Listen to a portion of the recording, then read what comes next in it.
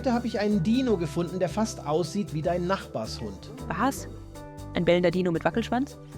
Das will ich sehen. Ich spreche vom Compsognathus. Der war etwa so groß wie ein Hund, also wirklich klein für einen Dinosaurier. Hihihi, also ein Mini-Dino auf 4 Pfoten? Fast. 2 Beine, lange Zehen, schlanker Körper, aber super flink. Wie ein Hund, der einen Ball jagt. Und was hat er gejagt?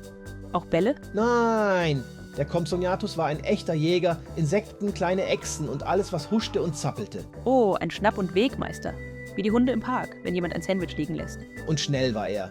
Manche Forscher glauben, er konnte bis zu 60 Kilometer pro Stunde laufen. Was?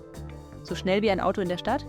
Ich glaube, ich sehe gleich nur noch Staubwolken. Genau. Stell dir vor, ein kleiner Dino flitzt durch den Urwald, wedelt fast mit dem Schwanz. Nur ohne Wellen. Aber Hunde haben gute Ohren, gute Nasen. War der Dino auch so gut ausgestattet? Oh ja, scharfe Augen, flinke Beine, gute Balance. Der Compsognathus war wie ein Urzeitspürhund mit Turboantrieb. Und wahrscheinlich genauso neugierig. Überall schnüffeln, überall reingucken. Und beide, Hund und Compsognathus, sind total schlau. Sie lernen schnell und sind ganz schön mutig, obwohl sie klein sind. Mutig und wuselig. Da vergisst man glatt, wie alt der Dino ist. Der Compsognathus lebte vor über 150 Millionen Jahren. Also lange bevor das erste Hundekeks erfunden wurde. Armer Kerl. Hi, hi, hi, hi. Dafür hatte er andere Leckereien.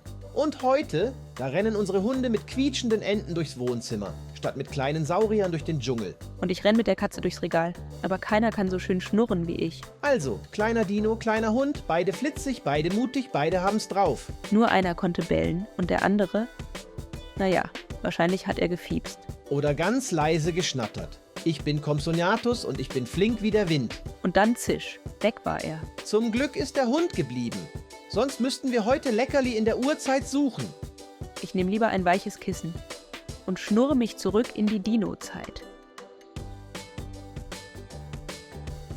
Ole Doli, Doli Doli.